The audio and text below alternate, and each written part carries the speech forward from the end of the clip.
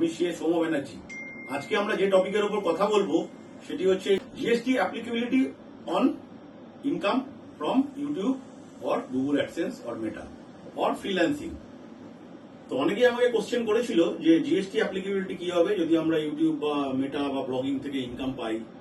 তো actually GST zero rated income from YouTube, freelancing from to outside country, এগুলো zero rated সার্ভিসের মধ্যে পড়ে।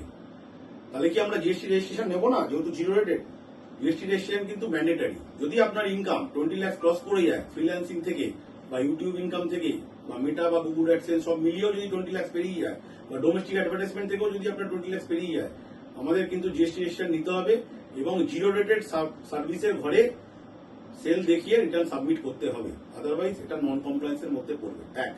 দ্বিতীয় হচ্ছে জিএসটি রেজিস্ট্রেশন পরেই আমাদের এলইউটি ফাইল করতে হবে, লেটার অফ আন্ডারটেকিং গভর্নমেন্টকে দিতে হবে যে আমরা এক্সপোর্ট অফ সার্ভিস করছি এবং যার জন্য আমাদের জিরো রেটেড ঘরে আমরা সার্ভিস ডিক্লেয়ার করছি।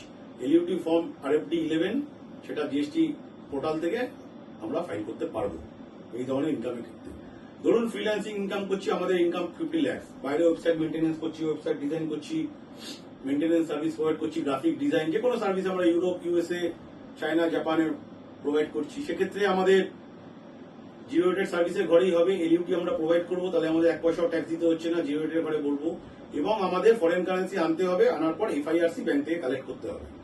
সেক্ষেত্রে আমাদের জিরো রেটেড 1 টাকাও জিএসটি পেমেন্ট করতে হচ্ছে না। রেগুলার জিএসটি আপডেট পেতে এবং ট্যাক্স রিলেটেড আপডেট পেতে আমাদের চ্যানেলটিকে সাবস্ক্রাইব করুন এবং যদি আমাদের ভিডিওটি ভালো লেগে থাকে তাহলে আমাদের লাইক বাটনটি প্রেস করুন।